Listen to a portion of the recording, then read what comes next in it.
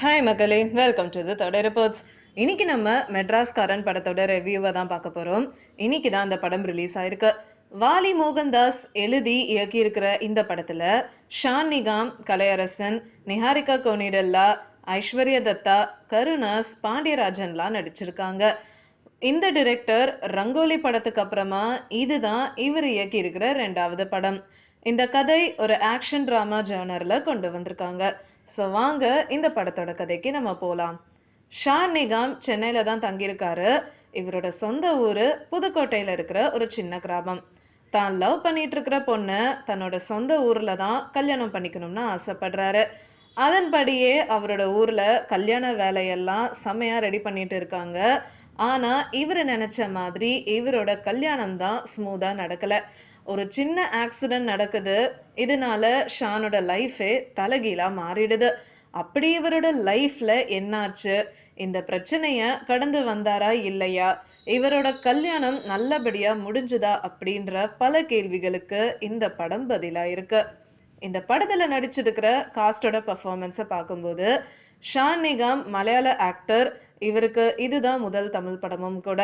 இவரோட முதல் படமே ஆக்ஷன் படமாக அமைஞ்சிருக்குன்னு தான் சொல்லணும்.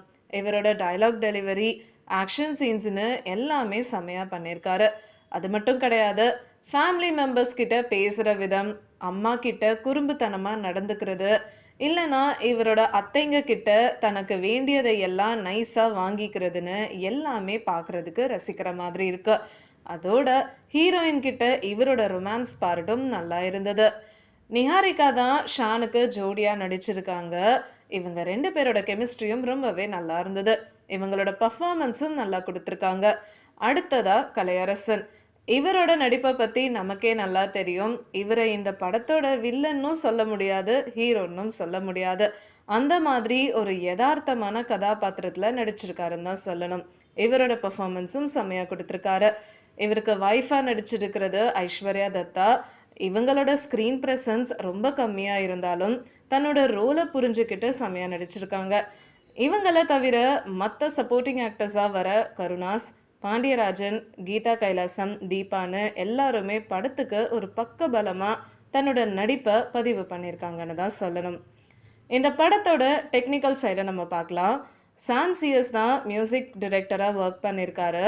இந்த படத்தில் வர எல்லா சாங்ஸுமே ரொம்பவே நல்லா இருந்தது. முக்கியமாக சொல்ல போனால் கல்யாண சாங் ஒன்று வரும். அதுதான் இந்த படத்துலையே ஹைலைட்டாக இருக்குன்னு சொல்லலாம். அது மட்டும் இல்லாமல் இவரோட பிஜிஎம் எல்லாமே நல்லா செட் ஆயிருந்தது. ஆக்ஷன் சீன்ஸுக்கு முக்கியமாக இவரோட பிஜிஎம் தான் அல்டிமேட்டாக இந்த படத்தில் கொடுத்துருக்காருன்னு சொல்லணும்.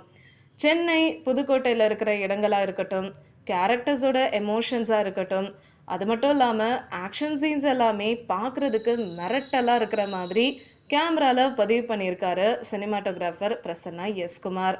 இந்த படத்தில் வர ஆக்ஷன் சீக்வன்சஸ் எல்லாமே பக்காவாக கொரியோகிராஃப் பண்ணியிருக்காங்க. அதுக்காகவே நம்ம ஸ்டண்ட் மாஸ்டருக்கு ஒரு பெரிய கைத்தட்டலை கொடுத்தே ஆகணும். டிரெக்டர் இந்த படத்தில் என்ன சொல்ல வராருன்றத ரொம்ப தெளிவாக, எந்த டிஸ்ட்ராக்ஷனும் இல்லாமல் பக்காவாக கதையை எடிட் பண்ணியிருக்காரு எடிட்டர் ஆர் வசந்தகுமார்.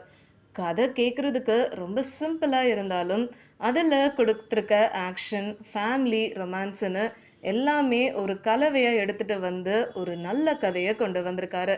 முக்கியமாக சொல்லப்போனால் நடந்த விஷயத்துக்கும் ஹீரோக்கும் சம்மந்தமே இல்லைன்னு தெரிய வரும்போது ஷான் அதுக்கான காரணத்தை கண்டுபிடிக்க ஆரம்பிக்கிறாரு. இந்த விஷயங்கள் எல்லாமே ஒரு த்ரில்லர் பாணியில் டிரெக்டர் கொடுத்துருக்காரு. மொத்தத்தில் ஒரு தரமான ஆக்ஷன் படம் தான் மெட்ராஸ்காரன். கண்டிப்பாக இந்த படத்தை தேட்டரில் பார்க்க மிஸ் பண்ணிடாதீங்க. உங்களுக்கு இந்த வீடியோ பிடிச்சிருந்ததுன்னா லைக் பண்ணுங்கள், ஷேர் பண்ணுங்கள், கமெண்ட் பண்ணுங்கள் அண்ட் மறக்காமல் சப்ஸ்கிரைப் பண்ணுங்கள்.